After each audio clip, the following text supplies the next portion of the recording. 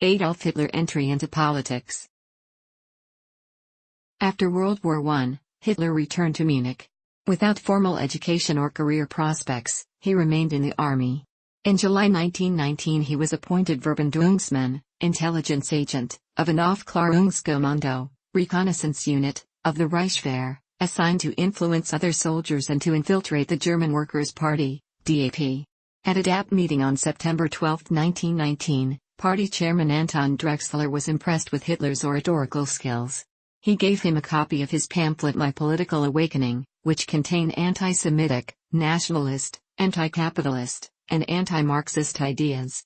On the orders of his army superiors, Hitler applied to join the party, and within a week was accepted as party member 555. The party began counting membership at 500 to give the impression they were a much larger party.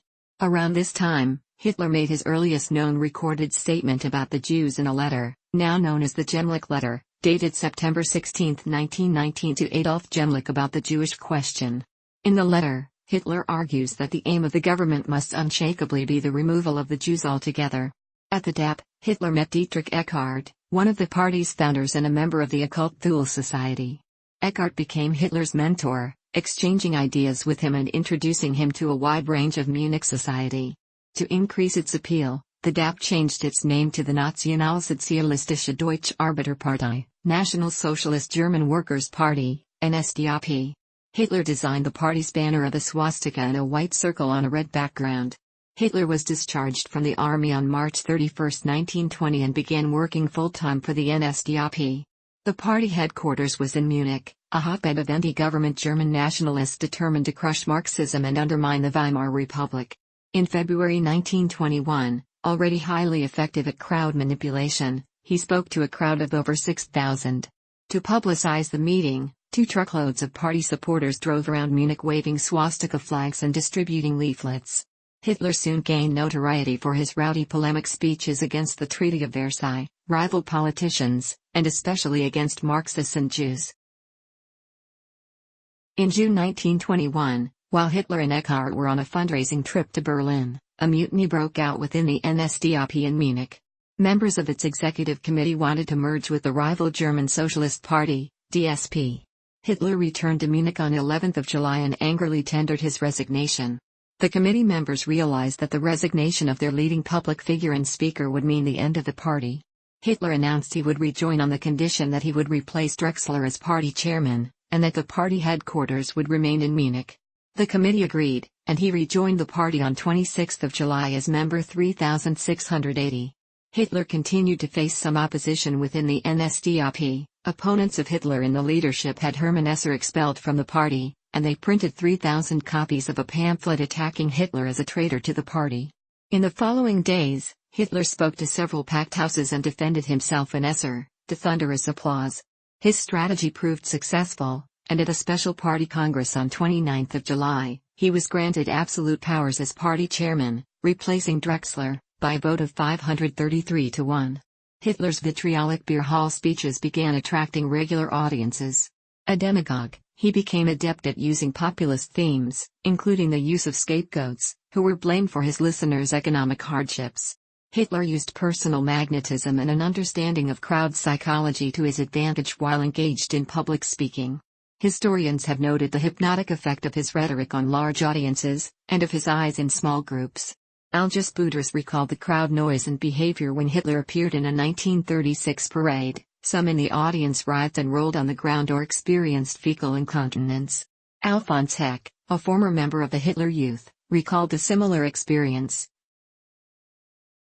We erupted into a frenzy of nationalistic pride that bordered on hysteria. For minutes on end, we shouted at the top of our lungs, with tears streaming down our faces, Sieg Heil, Sieg Heil, Sieg Heil. From that moment on, I belonged to Adolf Hitler body and soul. Early followers included Rudolf Hess, former Air Force ace Hermann Göring, and Army Captain Ernst Röhm. Röhm became head of the Nazis' paramilitary organization, the Sturmabteilung, SA, stormtroopers, which protected meetings and attacked political opponents. A critical influence on Hitler's thinking during this period was the Aufbauvereinigung, a conspiratorial group of White Russian exiles and early National Socialists. The group, financed with funds channeled from wealthy industrialists, introduced Hitler to the idea of a Jewish conspiracy, linking international finance with Bolshevism. The program of the NSDAP, known colloquially as the Nazi Party, was laid out in their 25-point program on February 24, 1920. This did not represent a coherent ideology, but was a conglomeration of received ideas which had currency in the Völkisch Pan-Germanic movement, such as ultranationalism, opposition to the Treaty of Versailles, distrust of capitalism, as well as some socialist ideas. For Hitler, though, the most important aspect of it was its strong anti-Semitic stance. He also perceived the program as primarily a basis for propaganda and for attracting people to the party. Hitler and the NSDAP were not, fundamentally, reactionaries, although they did look back to a mythic halcyon Germany of the past, but were, instead, revolutionary. They sought the destruction of existing political and social structure and their supporting elites, and had profound disdain for civil order, for human and moral values and for the ideas of classical liberalism as well as those of Marxism. Beer Hall Putsch and Landsberg Prison. In 1923 Hitler enlisted the help of World War I General Erich Ludendorff for an attempted coup known as the Beer Hall Putsch. The NSDAP used Italian fascism as a model for their appearance and policies. Hitler wanted to emulate Benito Mussolini's March on Rome of 1922 by staging his own coup in Bavaria, to be followed by a challenge to the government in Berlin. Hitler and Ludendorff sought the support of Staatskommissar, State Commissioner, Gustav Ritter von Kahr, Bavaria's de facto ruler. However, Kahr, along with police chief Hans Ritter von Caesar and Reichswehr General Otto von Lossow, wanted to install a nationalist dictatorship without Hitler. On November 8, 1923 Hitler and the SA stormed a public meeting of 3,000 people organized by Kahr in the Burger Braukeller, a beer hall in Munich. Interrupting Kahr's speech, he announced that the national revolution had begun and declared the formation of a new government with Ludendorff. Retiring to a back room, Hitler, with handgun drawn, demanded and got the support of Kahr, Caesar, and Lossow. Hitler's forces initially succeeded in occupying the local Reichswehr and police headquarters, but Kahr and his cohorts quickly withdrew their support. Neither the army, nor the state police, joined forces with Hitler. The next day, Hitler and his followers marched from the beer hall to the Bavarian War Ministry to overthrow the Bavarian government, but police dispersed them. 16 NSDAP members and 4 police officers were killed in the failed coup.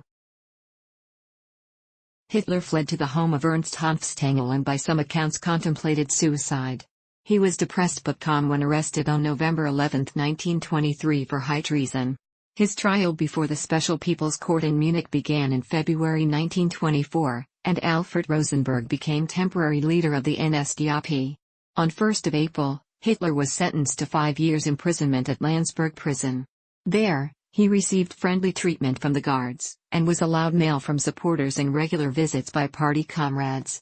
Pardoned by the Bavarian Supreme Court, he was released from jail on December 20, 1924, against the state prosecutor's objections.